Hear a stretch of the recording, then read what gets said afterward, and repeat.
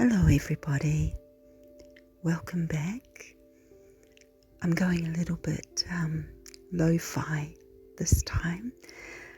Technical issues, that's all I'll say on that subject. So I'm just talking to you through my phone. I hope it sounds okay. I think, I'm just going to be random here. I'm not actually synchronizing my voiceover with the images that you'll see. So you can either listen to my voice or you can just admire the beautiful fish. It's been so long since I've been able to share a video with you, and I've had so many ideas and things I wanted to share. But I've also had so many assignments, studying, working, having young children. The time just slips right on by, doesn't it? But I wanted to share with you some of these lovely images that I was able to capture during a school trip last week to Kelly Tarlton's. Now, if I was really good, I would have researched a little bit about Kelly Tarlton's. I think it opened in the 1980s, but I can't really remember. I do remember that it was a lifelong dream of Mr. Tarlton, and unfortunately he passed away before it was completed. But it is now a major place to visit in Auckland, Aotearoa, New Zealand. And they do a lot of really good work bringing awareness about ocean life and how human beings impact on that life. What was I saying? Oh yes, they have a turtle, and she's a female, and I think in one of the images you'll see that there is a scar across at the base of her neck. And I was told that this was because a fisherman had found her tangled up in a fishing line, and he did the right thing. He brought it into Kelly Tarlton's, and they were able to do surgery. She was actually very thin when they first got her, and you could see, I don't know, bones. Do turtles have bones? I do remember her saying that she was very thin, and she's actually on a diet now because she's put on so much weight and she's flourishing. So they're having to just watch her intake so that she doesn't grow too much.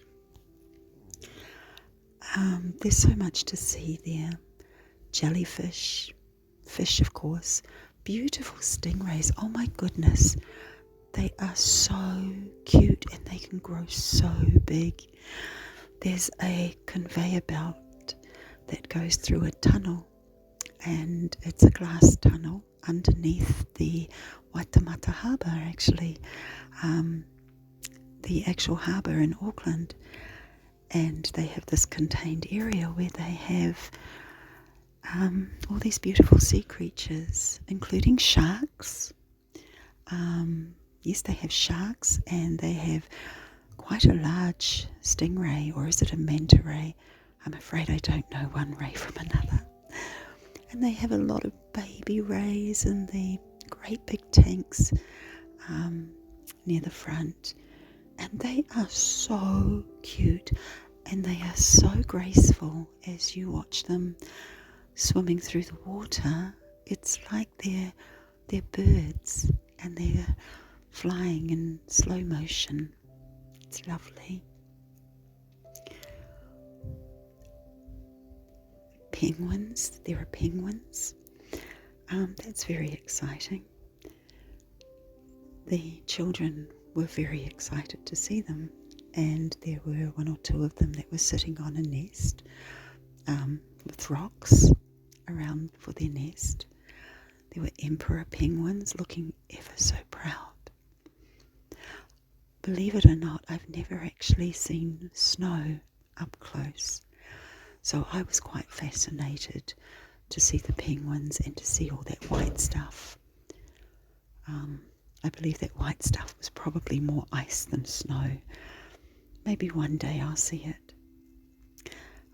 If not on this side of heaven, my question is, does it snow in heaven?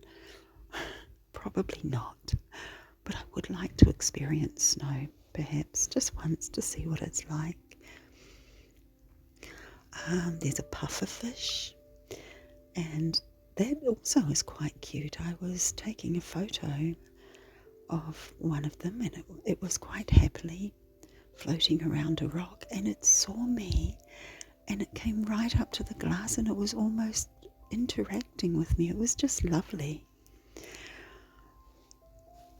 Actually, I know fish are very popular food. I don't know one fish from another when it comes to eating fish. I am a vegetarian, but even when I ate meat back in the day, I did not touch fish ever since I can remember. I have loathed, detested any form of seafood. My mother was in despair. She told me it was brain food, and I was not feeding my brain if I didn't have fish in my diet. But I just hated it so much. I hate the smell of it. I hate the look of it, but I love looking at live fish. I think they're beautiful, but I couldn't eat one. I have tasted it, and I hate it so much. So that's just a little bit of trivia about me, I guess. Please don't ever invite me to dinner and serve me fish, or perhaps meat, because I don't eat meat. Now, I just had a little interruption from one of my children. This is why it's very stop and start with my videos. And I think you can probably hear them in the background. Now, I've done a quick Google, and Kelly Tarlton died of a heart attack in March 1985, and it was just after Kelly Tarlton's underwater world had opened. So very sad that he didn't really get to see how much it has been appreciated and loved. Now, there was one activity that absolutely fascinated me. I was with a class, and we went into this area where there was a big screen of what looked like an aquarium of all these interesting coloured fish. And I thought, well, that's very nice, that's very pretty. And around it there were fish tanks with lovely little tropical fish in them. And there was a screen at the back of each fish tank, and I didn't quite understand until I saw that the children were very fascinated with it. And what they'd been doing, this was just amazing. It blew my mind. There were colouring sheets and crayons, and so they were colouring in some fish and sea creatures. And when it was done, there was a scanner, and there was a code on each colouring sheet, and you fed the sheet into the scanner, and on the screen at the back you would see your fish being created, and then you would see it swimming off through a tunnel, and shortly after it would appear on the big screen, and it just blew my mind.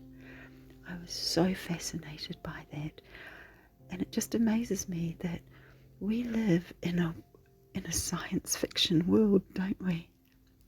Oh, on the way to, I think it was on the way to the penguins, there's this little bridge, and it's not a high bridge, but it has a rotating tunnel of what looks like ice. It's not really ice, but it rotates around the bridge.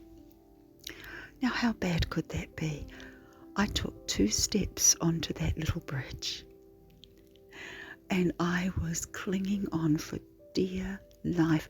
The children thought they could confidently walk and they were holding on too. I was feeling especially sorry for myself. And we were saying, oh, are we moving or are the walls moving? And it was quite the illusion. It was very uncomfortable. That's one way to experience vertigo. And when you get off, you still feel just a little bit wobbly.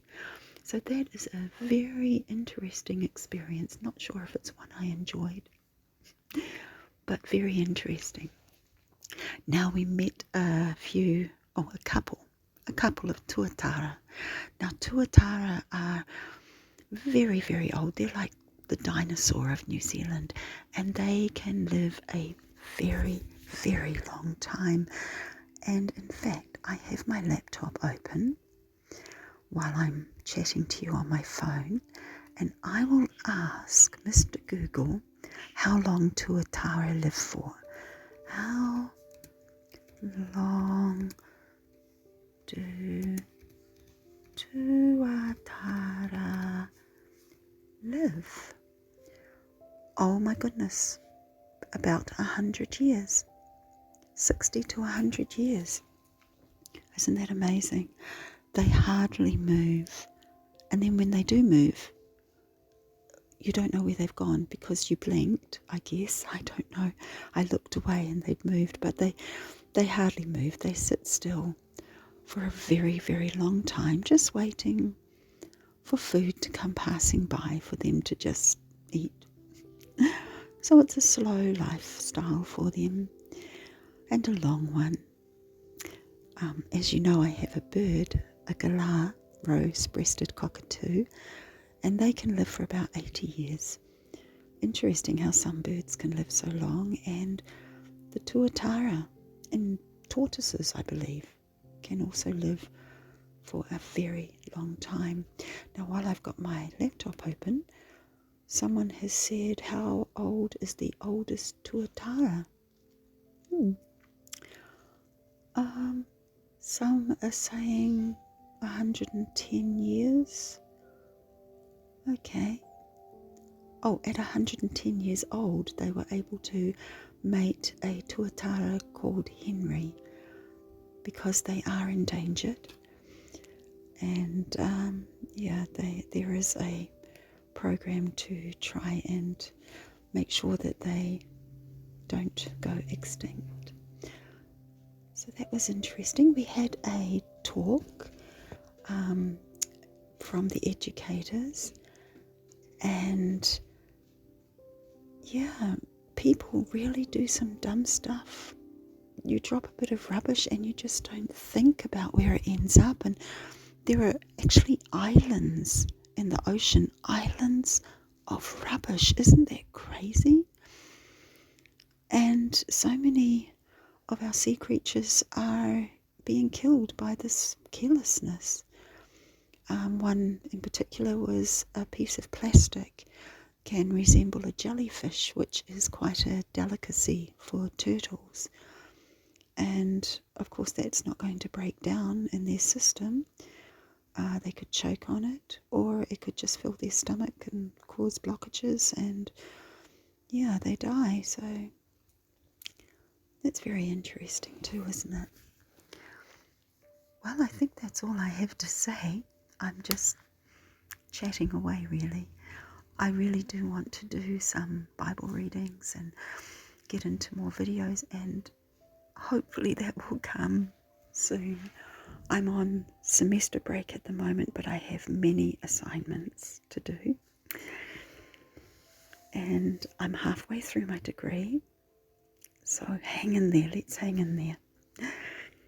So I'm just going to leave you with a few images, and I hope you enjoy it, and I hope you have a pleasant day and a good night's sleep, or a good night's sleep followed by a pleasant day, and bless you. I will hopefully catch up with you as soon as I can. Bye bye for now.